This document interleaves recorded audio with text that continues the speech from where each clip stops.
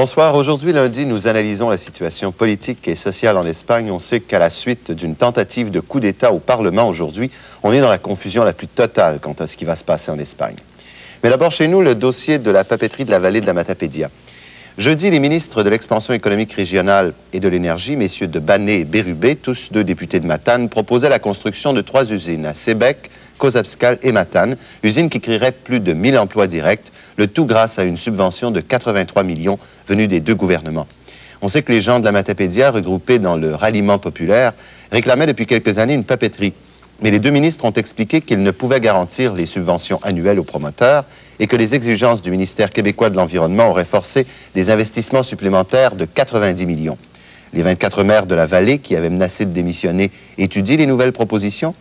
Et avant d'entendre, quant à nous, le président du ralliement populaire, qu'Aline Desjardins a invité en studio, écoutons quelques extraits de la conférence de presse conjointe télévisée des ministres Berube et de Bané, qui était diffusée jeudi des studios de Radio-Canada à Matane.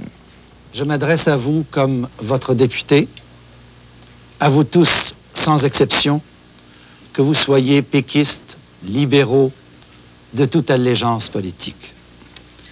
Et je vous dis que cette solidarité extraordinaire que vous avez démontrée ensemble dans la souffrance et dans le combat a porté fruit.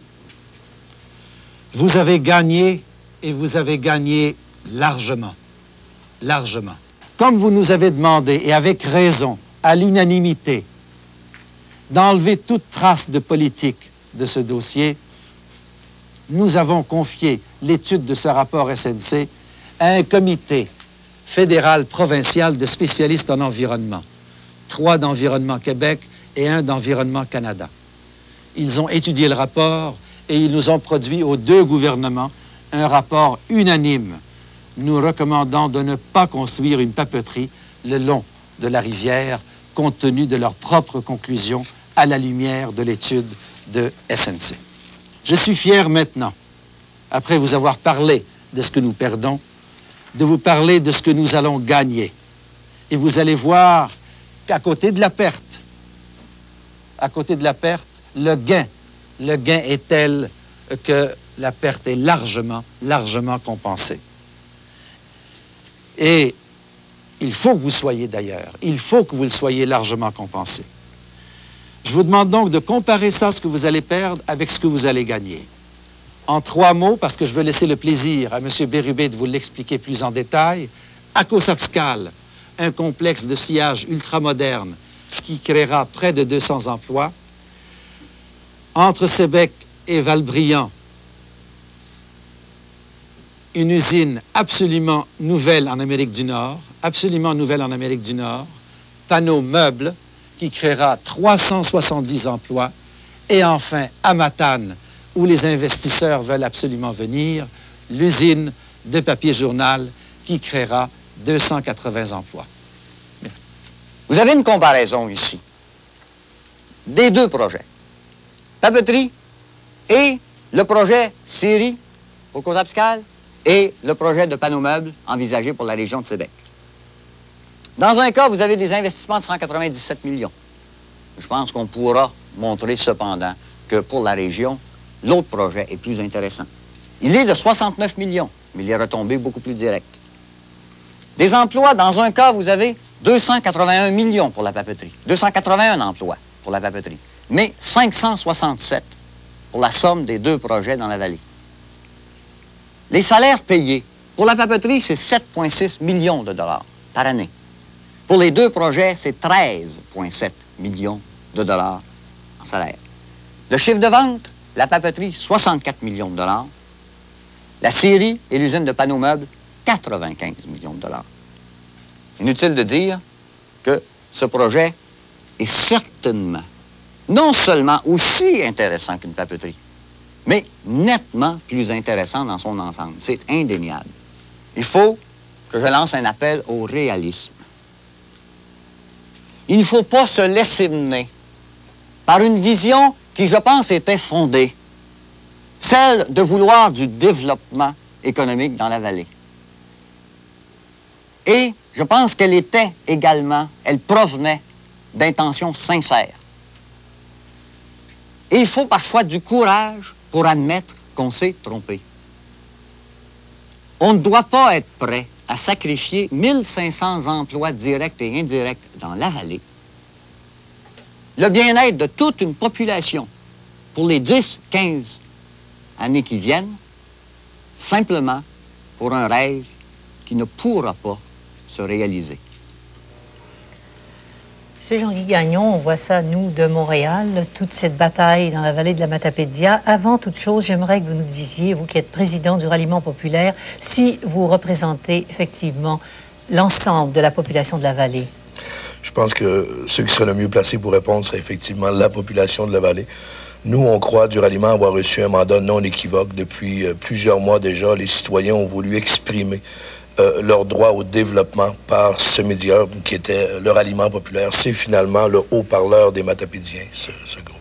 Alors, comment vous réagissez à cette espèce d'aveu du ministre Bérubé, entre autres? Il dit on s'est trompé, à vrai dire. Est-ce que vous dites, nous aussi, on s'est peut-être trompé et à long terme, on aurait raison d'accepter cette formule de rechange qui est proposée maintenant? Bon, c'est pas facile que ce dossier-là. Pour nous, finalement, on ne veut pas donner l'impression qu'on rejette du revers de la main des centaines d'emplois comme ceux qu'on a annoncés en conférence de presse jeudi. Mais on voudrait quand même être extrêmement prudent. On a assisté jeudi à une démonstration fort bien orchestrée de la part des deux ministres, qui pour nous autres nous pose la problématique suivante, c'est qu'ils ont probablement réussi à transmettre aux Québécois une image distorsionnée du problème de la Matapédia. C'est-à-dire avec beaucoup de décorum, avec énormément d'emplois créés, on a laissé voir que les Matapédiens sortaient gagnants de cet échange-là. Est-ce que vous pensez, quand vous mentionnez les Québécois, vous excluez les gens de la vallée? Je parle à la population du Québec, finalement, qui va probablement plus facilement que nous tourner la page sur notre dossier en disant, bien, suite aux propos des ministres, ils ont gagné, ils ont des emplois chez eux, maintenant, le dossier est réglé. Et c'est ça, finalement, qui est faux et qu'il faut dénoncer. Les propositions ne résistent pas à l'analyse. On a eu finalement une vaste comédie humaine jeudi dernier, lorsqu'on a par exemple parlé de création d'emplois dans la vallée. Moi, je voudrais juste citer en exemple la création de l'emploi à partir d'une usine de sciage. Il faut que le reste du Québec sache que cette usine qui s'implante chez nous se fait au détriment d'une fermeture d'usine dans le secteur de Pointe-à-la-Croix, dans le comté de Bonaventure. Mais d'un commun accord avec les frères Blanchette qui opéraient et qui devaient ou rénover ou déménager. Ils ont décidé de déménager. Oui, qui pouvaient rénover sur place. C'était une hypothèse. Il y a eu probablement négociations très intenses au cours des derniers jours. Mais est-ce qu'on peut conclure sur le plan de la création d'emplois pour le comté de Matapédia? Il y a effectivement des emplois créés chez nous, mais au détriment d'emplois dans le comté de Bonaventure. Puis comme Québécois, changer un travailleur québécois pour un travailleur québécois, c'est créer des emplois, mais on n'en est pas particulièrement fiers. Mais vous dites, ça ne résiste pas à l'analyse quand même. L'annonce date de jeudi, elle est assez complexe. Vous avez eu le temps d'en faire le tour. On a passé plusieurs heures, et particulièrement la nuit de jeudi à vendredi, avec des gens chez nous à regarder ça. Finalement, il y a des choses là-dedans qui sont fantastiques d'impossibilité. Je regarde simplement, on nous dit que l'usine de sciage qui s'implanterait à Cause-Obscale aurait un salaire moyen de 24 000 $. C'est impossible. Il n'y a pas de salaire aussi élevé dans le sciage au Québec. Le sciage au Québec, c'est du salaire minimum. C'est du 4,37 $. Et il faut arrêter de dire des choses comme ça. Je pense qu'il faut ramener tout ça dans une dimension beaucoup plus réaliste. Je regarde quand, par exemple, on dit que la protection de l'environnement à Cause-Obscale coûterait 97 millions de $. Il faut dire au reste du Québec que c'est vrai que la protection de l'environnement coûterait des sous chez nous. On conteste le 97 millions parce qu'il faut dire que la protection de l'environnement chez nous est passée de 850 000 $ à 97 millions en 3 mois. Comme inflation, il faut le faire. Et ce qu'on n'a jamais dit aux Québécois, par exemple, c'est que, bien sûr, il y aura des coûts réduits à Matane, parce qu'on prévoit à Matane qu'il n'y a pas de traitement tertiaire des eaux et que les eaux usées s'en iront dans le fleuve. Et selon les propos même du ministre, parce que le fleuve est un poumon. Mais moi, je veux dire aux Québécois, où il y a une facture à payer sur la protection de l'environnement à Matane tout de suite, ou il y en aura une plus tard. Et le différentiel, si on soustrait cette protection-là à Matane et dans la vallée, il n'y a pas de différentiel aussi énorme. Oui, mais quand même, il y a d'autres exigences également, venant même de la part des promoteurs. En dépit, là, oublions l'environnement pour un instant. Est-ce que vous ne devriez pas répondre aux cette soyons réalistes, eh bien, être réaliste également et envisager cette ces 3 usines? Oui, en fait, on a regardé ces 3 usines-là, puis on va encore les regarder, puis les maires chez nous sont en train aussi de les regarder. Mais quand je dis que ça ne résiste pas longtemps à l'analyse, c'est que, d'une part, il faut quand même accepter que les études qui ont été faites sur une seule hypothèse dans la vallée chez nous ont conclu trop rapidement et trop facilement que le meilleur site était dans le comté des 2 ministres. C'est un heureux hasard, peut-être, là. Et sur d'autres dossiers, comme les projets de substitution, il n'y a rien de fait. Il est faux de dire que les 2 dossiers de substitution sont aussi avancés. Ça a été arraché à la pointe des cheveux il y a quelques semaines seulement. Mais vous-même, est-ce que vous avez des projets de substitution? Vous avez toujours parlé, vous-même, uniquement que d'une papeterie dans la vallée. Est-ce que vous avez fait un sondage en fin de semaine à la suite de l'annonce publique des 3 usines? Est-ce que vous avez fait évoluer le dossier dans un autre sens, puisque celui-là ne vous convient pas? C'est-à-dire que pour les Matapédiens, le dossier qui, depuis 5 ans, constitue le dossier de relance économique de la vallée, puis c'est pas sans considération. Il y a une logique forestière, il y a une logique de développement des régions périphériques derrière tout ça. Notre dossier, celui qu'on a conçu depuis 5 ans, c'est l'usine de pâte et papier chez nous. Et on n'accepte pas à ce stade-ci que pour des raisons politiques, ce dossier-là soit aussi facilement déplacé dans le comté des 2 ministres, dont un fera face à des élections prochainement, pendant qu'on donne aux Matapédiens de l'inconnu, des projets qui sont loin d'être concrets, qui sont loin d'être mis sur papier. Bon, alors qu'est-ce que, devant cette situation-là, vous allez faire? Bon, en fait, pour nous, actuellement, il y a 2 avenues possibles. C'est-à-dire qu'on accepte les propositions de rechange. On dit aux 2 ministres que finalement, on s'est fait jouer un bon tour, que la région de la Matapédia va rester une région sous-développée, qu'on va continuer à avoir un taux d'un salaire moyen qui est 70 % de celui du Québec. Ou bien non, on poursuit la lutte. Et là, vous ne favorisez pas l'une plus que l'autre en ce moment? C'est-à-dire que le ralliement populaire a toujours respecté la volonté du milieu, et ça sera à ce milieu-là, à la population matapédienne, de donner au ralliement le mandat. Quand? Dans les prochaines heures. Merci beaucoup.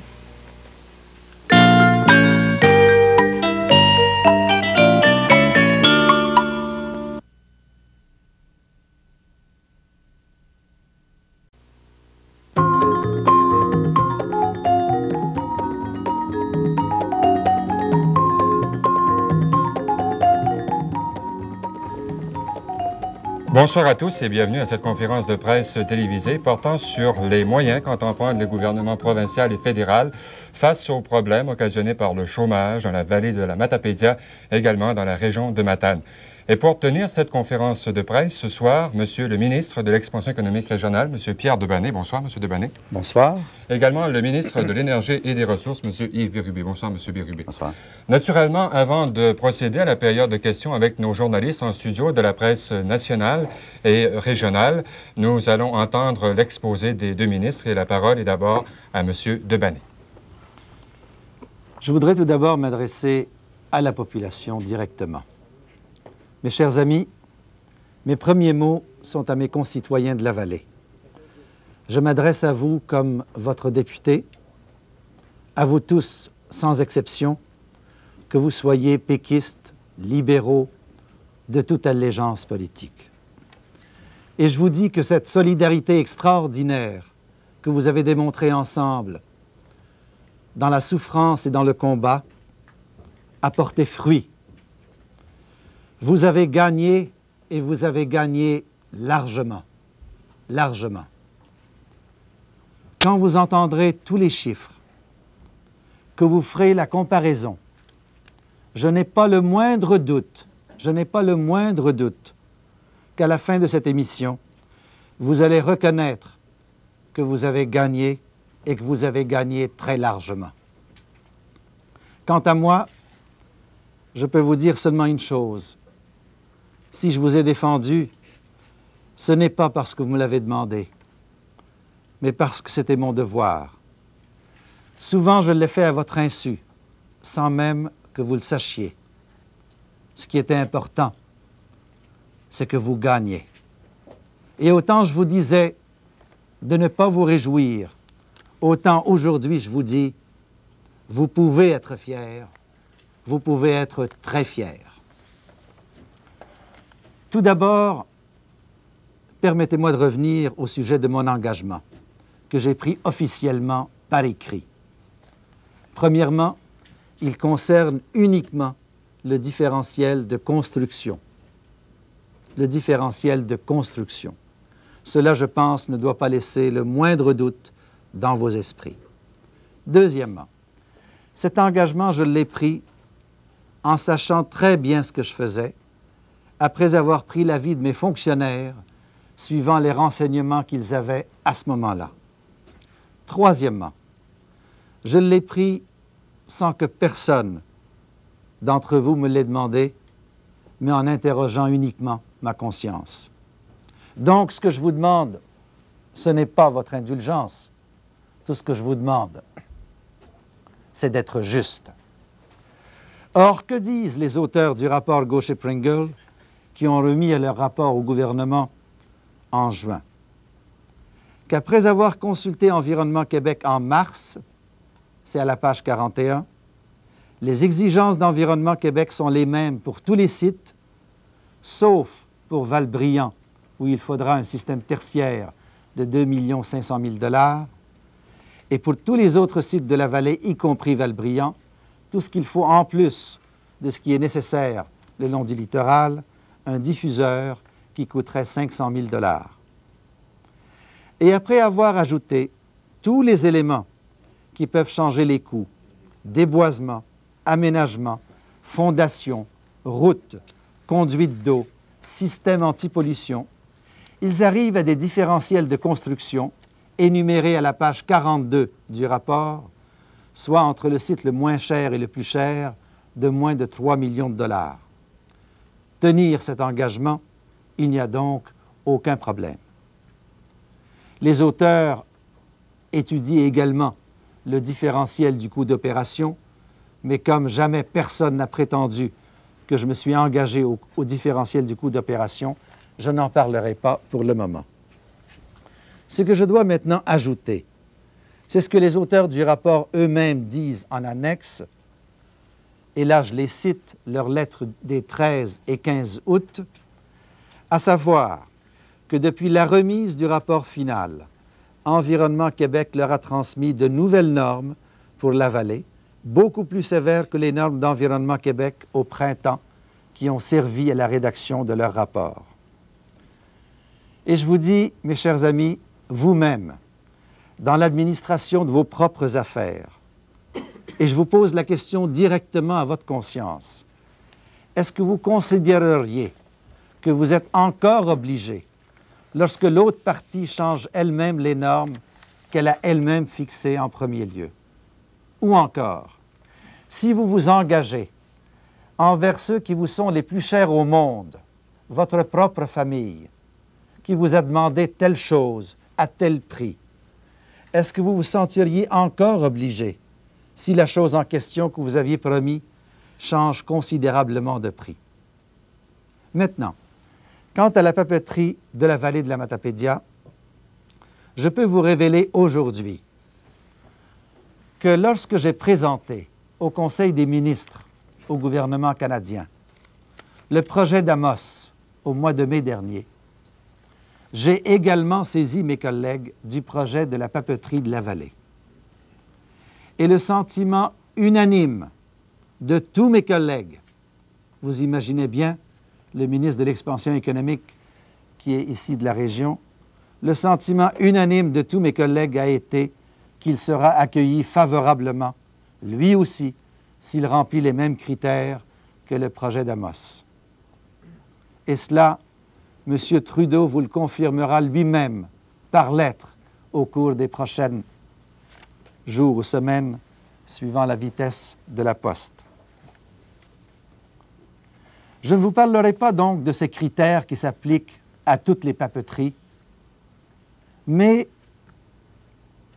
je voudrais m'attarder sur deux conditions qui sont rattachées au projet de Cossapscal.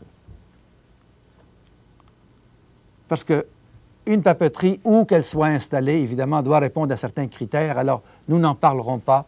Je vais en parler seulement des deux seules qui sont exclusives à Cossapscal. La première, c'est la condition que les deux promoteurs ont posée à savoir de recevoir à tous les ans une subvention pour faire les mêmes profits à Cossapscal qu'à Matane. Je vous lis la lettre que les investisseurs m'ont écrite le 19 novembre dernier. En aucune circonstance, actuelle ou future, le ou les promoteurs ne seraient pénalisés par le choix d'un site moins favorable.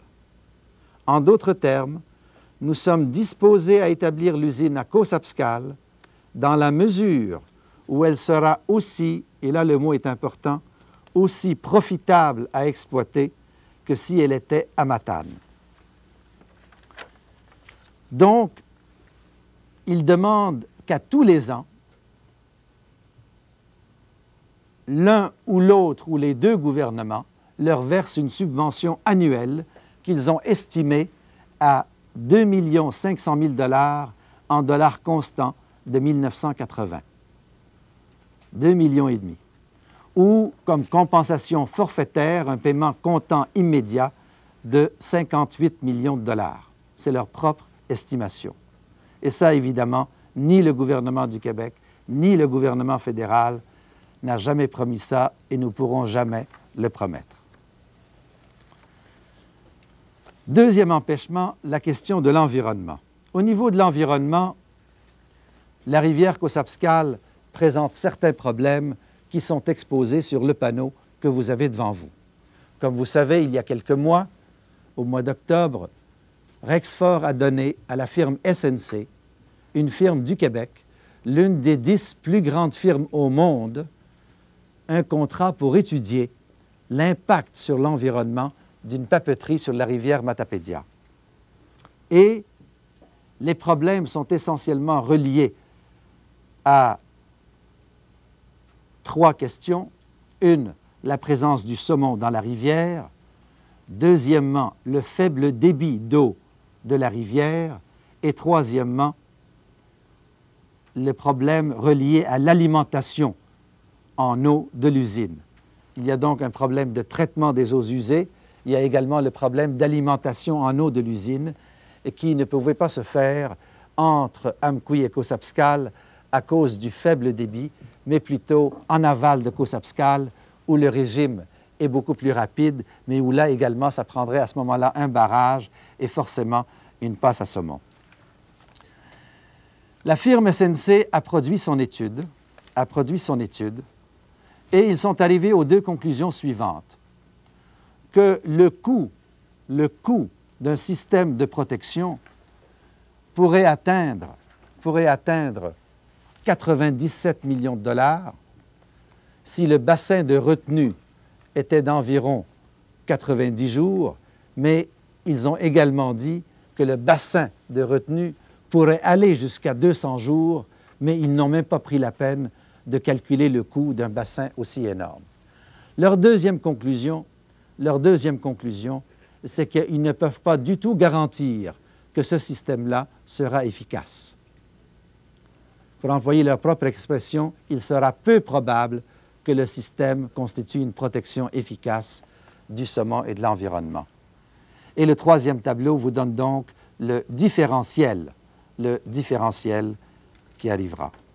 Comme vous nous avez demandé, et avec raison, à l'unanimité, d'enlever toute trace de politique de ce dossier, nous avons confié l'étude de ce rapport SNC à un comité fédéral-provincial de spécialistes en environnement, 3 d'Environnement Québec et 1 d'Environnement Canada.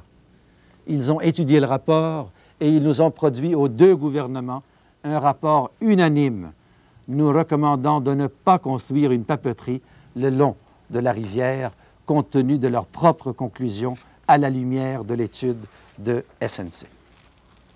Et les 2 gouvernements se sont ralliés au rapport unanime du Comité fédéral-provincial de fonctionnaires.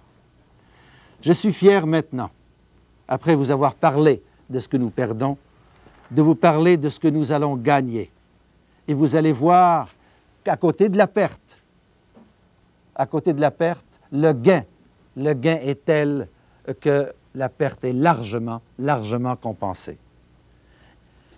Et il faut que vous soyez d'ailleurs, il faut que vous le soyez largement compensé. Je vous demande donc de comparer ça, ce que vous allez perdre, avec ce que vous allez gagner. En 3 mots, parce que je veux laisser le plaisir à M. Bérubé de vous l'expliquer plus en détail, Akos-Abscal, un complexe de sciage ultramoderne qui créera près de 200 emplois. Entre Sébec et Valbriand,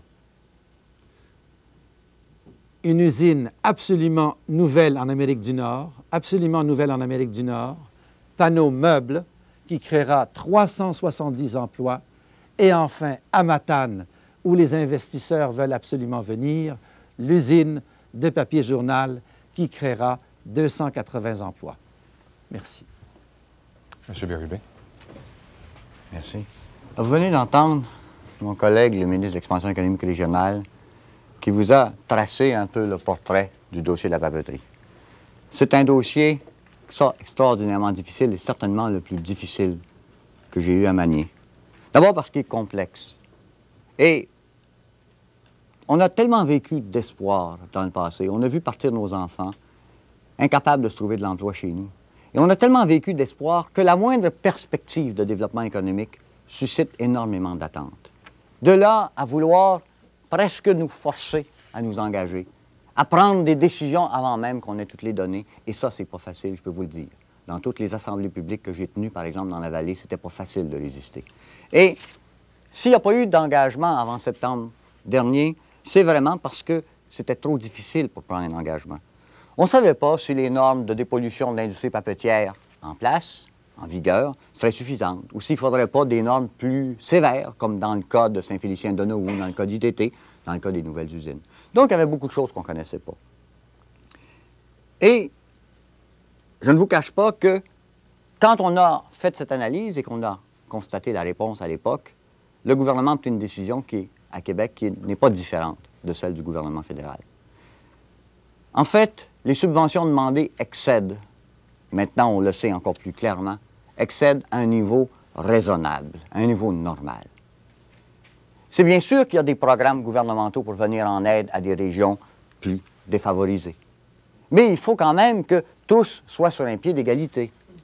Parce que si une usine ne doit pas aller à Matane pour aller à Akos-Abscal parce que le taux de chômage y est de 3, 4, 5 % supérieur, je l'ignore, ben, les gens de Sainte-Anne-des-Monts aussi pourront protester parce qu'eux ont des taux de chômage de 50 %. Puis les gens de Marsouis peut-être encore plus, et ainsi de suite. Et on n'aura aucune limite, en fait, à ce qui sera demandé au gouvernement. Et on va voir tantôt le portrait des situations financières des gouvernements. Et c'est pas si facile que ça. En fait,